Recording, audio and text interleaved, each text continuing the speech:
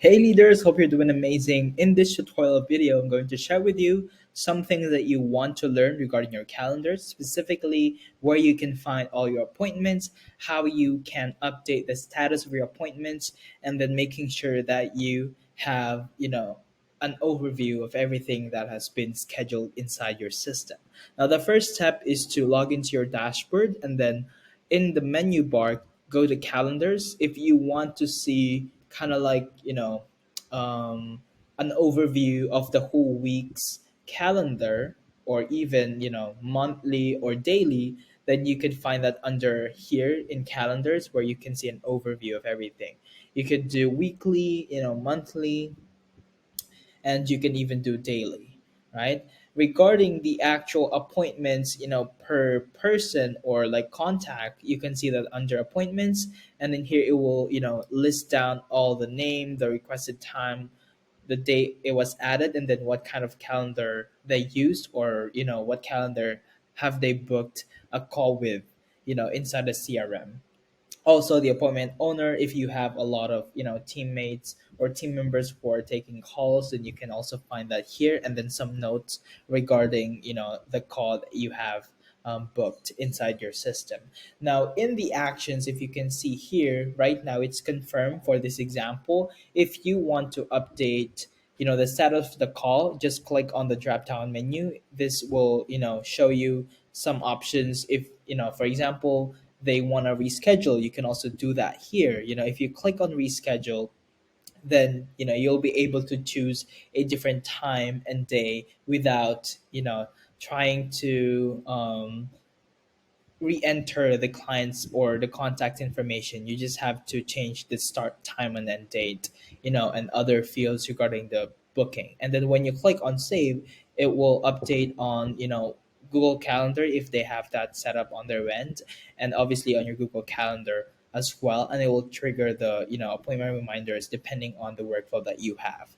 So if that's the case, then you can do the rescheduling here. The second um, you know option here, if for example this call is invalid for some reason, you wanted to use that as a tag, then just change the action to invalid. If it's a canceled call, it's no longer gonna be happening, then you can take canceled if that person showed. So the showed no show is kind of like just a status for you to see, or a record that will show you how many showed, how many are your no shows, which will be useful for other kind of automations as well. So just bear in mind that these are all useful for different reasons, which I'm gonna talk about in this video as well. And then if you wanted to delete kind of like a record, the whole record, like it doesn't exist in the system, then you can click on delete. Don't necessarily use this all of the time. This is just for kind of like testing. For example, this is a test booking. If you wanted to delete that to make sure that all your records in your CRM are real bookings, then use delete. But if it's for example just a canceled call, then just use canceled, because it's going to be useful for reporting as well. All right, awesome. Now let me tell you some ideas that you can do in terms of like automating a certain things depending on what type of action you have. For example, let's go with the show and no show. What if you can automate you know kind of like a no show sequence, that whenever you tag someone here in the appointments that they are no show, they will be receiving some emails and SMS allowing them to go back to your calendar. So it's like a no show sequence that you can create, kind of like like email, like, hey, I know life happens, you're probably busy right now, that's why you didn't make it to the call. Here's you know my calendar link so you can reschedule, something like that. If you want that, then that's definitely possible, and it will be connected using the actions inside this thing that I'm showing you right now, right? If it's a showed, contact, for example, then you can even automate some things there. Like, for example, thank you for jumping on with me today. Here are some more information about my products. Check out all these useful links for your reference, something like that. So those are all possible. It's just a matter of creating a workflow specific for that, and then also making sure that you're updating the status of your calls inside this option that I'm showing you. All right, so just quickly showing you some workflows that you can create using these.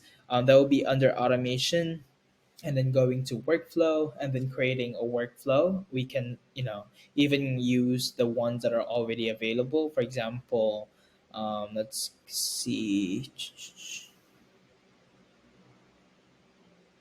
you can even use this recipe no show nurture. Recover no shows with this simple but powerful automation. Let's just take a look at this as an example, or you can start from scratch if you want. So as you can see here, when appointment status is a no show, meaning when you go to the action, that the one that I showed you, and then you tag that contact or call as no show, then all these things will happen. An email will be sent to them, containing some rescheduled follow-up link with the right language. Sorry, we weren't able to make our call, something like that. Just making sure that you take a look at each of the action, because you need to update all of these. Copy, like for example, putting here your calendar link, your name. If you want a different, for example, font style or font size, then you can do so here as well. Making sure that you double check everything. All right.